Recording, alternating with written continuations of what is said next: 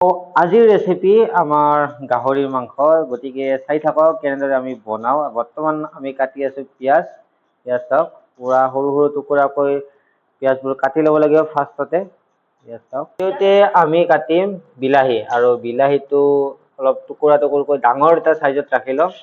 পিঁয়াজ চাওক, বিলাহী, আৰু সেয়া বিলাহীটো কাটাৰ পিছত আছে আৰু আমাৰ থাৰ্ড প্ৰচেছ, মানে আদা নহৰু পেষ্ট।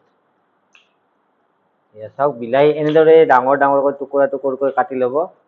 এয়া হ'ল আমাৰ আজিৰ গাহৰি মাংস। এনেদৰে আমি ধুই লৈ লৈছোঁ, আৰু এয়া পিঁয়াজ কুটা হৈ গ'ল। এয়া বিলাহী আৰু এয়া নহৰু পেষ্টখিনি ইয়াত দি পুৰা মিক্সি গ্ৰাইণ্ডাৰত পুৰা পেষ্ট কৰি ল'ব লাগিব। আৰু এয়া চাওক, আজিৰ আমাৰ বিশেষকৈ মছলা চছলা বেছি নিদিওঁ, একদম লোকেল। বৰ্তমান আমি দিছোঁ গাহৰিখিনি, মানে গাহৰি মাংসখিনি বইল হ'বলৈ পুৰা উতলি আছে। 10-15 মিনিট এনেকৈ উতলাব দিব লাগিব। তো পুৰা চাওক, পুৰা উতলি আছে এয়া গাহৰি। এয়া নহৰু পেষ্ট হৈ গ'ল। এয়া চাওক, এয়া নহৰু পেষ্ট।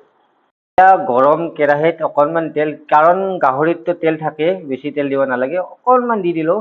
এয়া গাহৰিত তেল অলপমান গৰম হোৱাৰ লগে লগে প্ৰথমতে দিব লাগিব পিঁয়াজ। এয়া গৰম তেলত অকণমান পিঁয়াজ দি ল'লোঁ।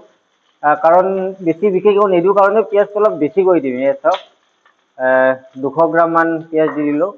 বৰ্তমান আমি পিঁয়াজখিনি ভাজি থাকোঁতে অকণমান নিমখ দি ল'ম, যাতে পিঁয়াজত নিমখখিনি সোমাই যায় আৰু টেষ্টটো হয়, আৰু পিঁয়াজখিনি গেলিও যাব। এয়া চাওক, এয়া পিঁয়াজটো অলপ গল্ডেন কালাৰ হোৱাৰ লগে লগে আমি মাংসখিনি ঢালি দিলোঁ। এয়া চাওক, এয়া পিঁয়াজখিনি গল্ডেন কালাৰ হৈছিলে মাত্ৰ। স্লিম জুইত 15 মিনিট মান ৰখাৰ পিছত এয়া কালাৰ আহি গ'ল। এয়া চাওক, মাংসৰ কালাৰ। কাৰ কাৰ খাওঁ খাওঁ লাগিছে আপোনালোকে কমেণ্টত জনাব।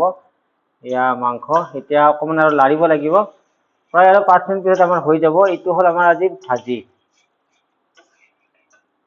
খিনি হৈ গ'ল, তো এতিয়া টাইম হৈ গৈছে বিলাহী দিয়াৰ।